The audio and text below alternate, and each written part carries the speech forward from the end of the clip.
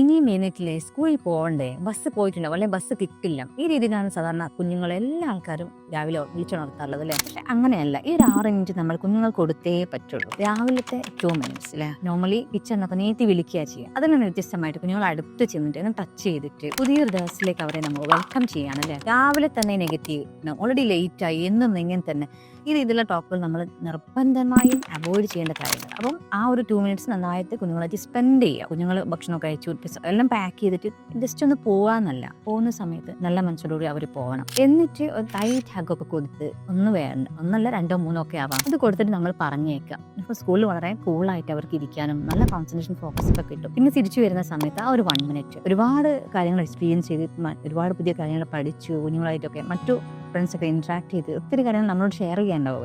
അവർക്ക് അറ്റൻഷൻ കൊടുത്തിട്ട് നമ്മൾ കേൾക്കുക, അതിൻ്റെ കൂടെ മിക്കായും കാര്യങ്ങളും ഹെൽത്തിയായിട്ടുള്ള ഫുഡ്സും കാര്യങ്ങളൊക്കെ കൊടുക്കാം. നൈറ്റിൽ വരുന്ന 2 മിനിറ്റ്സ് ആണ് ഏറ്റവും ഇമ്പോർട്ടൻ്റ് ആയിട്ടുള്ള അല്ലേ. ഇനി ഒത്തിരി കുട്ടികളൊക്കെ ഉണ്ടെങ്കിൽ നമുക്ക് ഡിഫറെൻ്റ് ആയിട്ടുള്ള സ്ലീപ്പ് ടൈം ഷെഡ്യൂൾ ചെയ്യാം. 10 മിനിറ്റ്സ് ഡിഫറൻസിലൊക്കെ ആക്കിയാൽ മതി. ഓക്കെ. അപ്പോൾ നമ്മൾ ഓരോ കുഞ്ഞുങ്ങൾക്കും ചില സമയത്ത് ചില ടച്ച് ആഗ്രഹിക്കുന്ന കുഞ്ഞുങ്ങളുണ്ടാവും, അല്ലെങ്കിൽ നല്ല ടോക്ക് ഓഡിറ്ററി ആണെങ്കിൽ നല്ല സംസാരം, കഥകൾ കേൾക്കാൻ ഇഷ്ടപ്പെടുന്നുണ്ടാവും. വ്യത്യസ്ത ഏജിലുള്ളവരാണെങ്കിൽ അവർക്ക് ആവശ്യമുള്ള കാര്യങ്ങൾ കൊടുത്തുകൊണ്ട് അല്ലേ, നമ്മുടെ ആ ഒരു അവൈലബിലിറ്റി അവരെ അറിയിച്ചു കൊണ്ടിട്ട് വേണം നമ്മൾ ആ ഒരു ടൈം സ്പെൻഡ് ചെയ്യാനും. നമ്മൾ അവരെ കൂടെ ഉണ്ട്, ആ ഒരു ഫീലിംഗ് അവർക്ക് എപ്പോഴും ആവശ്യമാണ്, നിർബന്ധമാണ്. നമ്മൾ മാത്രം അത് കൊടുക്കാൻ അർഹതപ്പെട്ടവർ, നമ്മൾ തന്നെ കൊടുക്കണം.